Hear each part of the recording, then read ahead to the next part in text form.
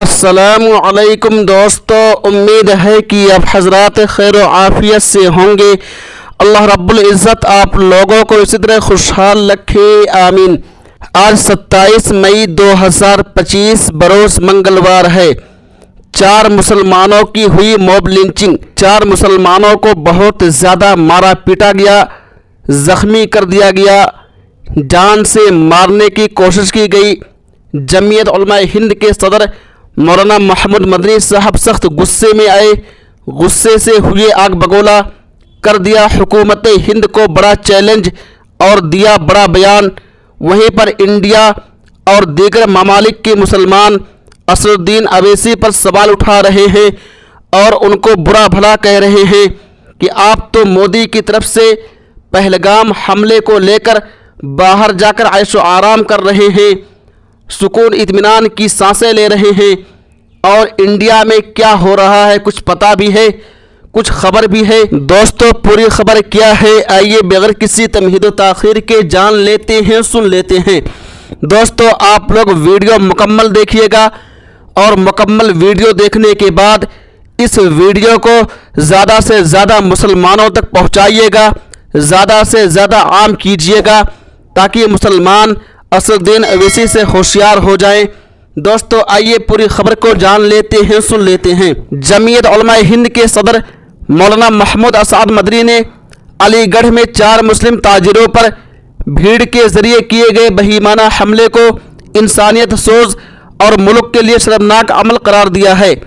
उन्होंने कहा कि गाय गोश्त के शुबा में मुस्लिम नौजवानों को मारना मुल्क के अमन कानून के लिए एक संगीन खतरे की अलामत है।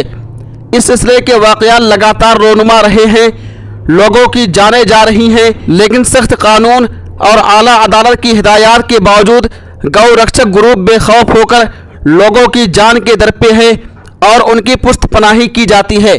मौलाना मदनी ने कहा कि हुकूमतों को वाज़ेह ऐलान करना चाहिए कि इस तरह की हरकत किसी भी सूरत में बर्दाश्त नहीं की जा सकती और मुल्क में कानून के दायरे से बाहर कोई भी गिरोह इस तरह का खुद साख्ता इंसाफ करने का मजाज भी नहीं है।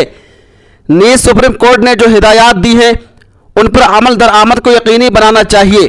मौलाना मदनी ने सरकार से मुतालबा किया कि इस पूरे वाक़ये की गैर जानिबदाराना फौरी और मुअस्सिर तफ्तीश की जाए, तमाम हमला आवरों को फिलफौर गिरफ्तार करके इंसदाद मॉब लिंचिंग और दीगर सख्त दफात के तहत कार्रवाई की जाए, ज़ख्मी नौजवानों के मुकम्मल इलाज, तहफ़्फ़ुज़ और माकूल मुआवजे का इंतज़ाम किया जाए।